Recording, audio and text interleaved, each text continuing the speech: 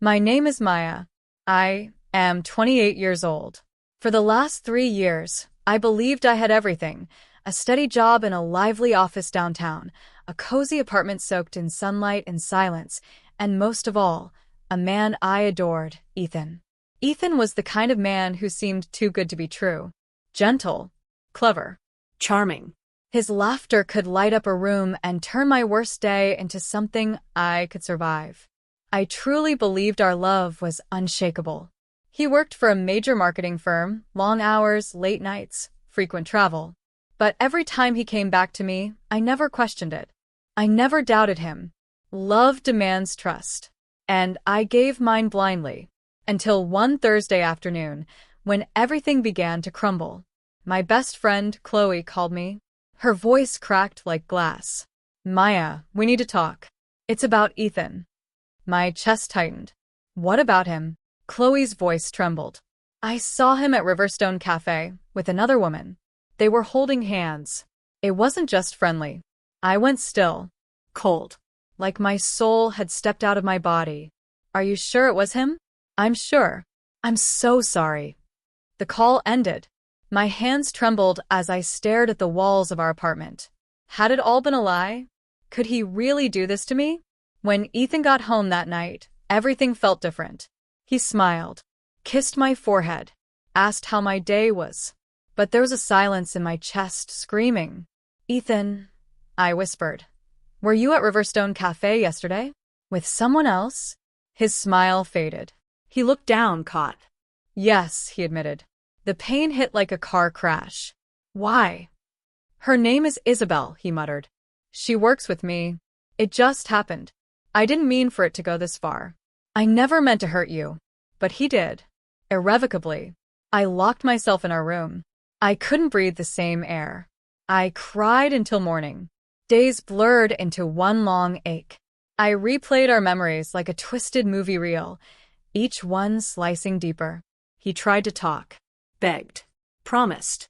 It was a mistake. "You're the one I love." But how do you unfeel betrayal? I needed to get away from him, from myself. I began taking long walks, reaching for the parts of me I'd lost. Chloe helped. So did the quiet. Even painting, something I had abandoned years ago, became my therapy. And then one morning I knew. I called him. "Meet me at Willow Park." That bench. The one where we first whispered, "I love you." He was already there when I arrived, eyes pleading.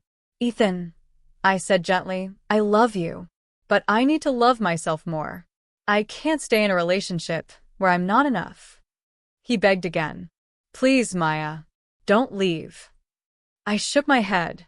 "This is goodbye." And I walked away. It hurt like hell, but it also felt like rebirth. The months that followed weren't magical. They were messy, lonely, but healing hides in the mess. I rediscovered pieces of me that Ethan never knew. Took a trip alone to the mountains. Learned to enjoy solitude instead of fearing it. I picked up my old journal, scribbled every pain and every hope. I cried in the middle of the night. I danced in my living room alone. I laughed with Chloe over wine and silly movies. Slowly, I came back to life. Then, one rainy afternoon at a bookstore, I reached for a copy of The Alchemist at the same time someone else did. He smiled. "You take it." "Let's share," I said. That was Liam. From that moment, quiet conversations and coffees turned into long walks and open hearts. Liam was unlike anyone I had ever known. He didn't rush me. He didn't need to fix me. He simply stayed. I kept my walls up, at first. But slowly, he built a door into them, not by force, but by showing me what trust really looked like. One evening, sitting by the lake, I whispered, "I used to think heartbreak was the end. But it was the beginning." He squeezed my hand. "I'm glad you made it through." He never compared me to anyone else. Never made me feel small. He celebrated my growth, my art, my voice. I began painting again, not because I needed a distraction, but because I felt inspired. Do I still think about Ethan? Sometimes, but not with bitterness. Just understanding. He was a chapter, one I needed to read to reach the next. To anyone feeling broken, your pain doesn't end you. It reshapes you. I found myself. And in doing so, I found peace. Now, when I wake up, I smile, not because someone else fills the space beside me, but because I finally feel whole alone. I've learned that healing is not about forgetting. It's about remembering who you were before the pain and who you are after surviving it.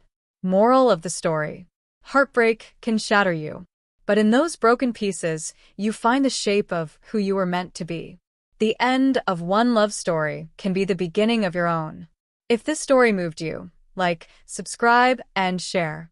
Someone out there might need to hear that even after the deepest hurt, healing is possible. And joy, real joy, will find its way back to you.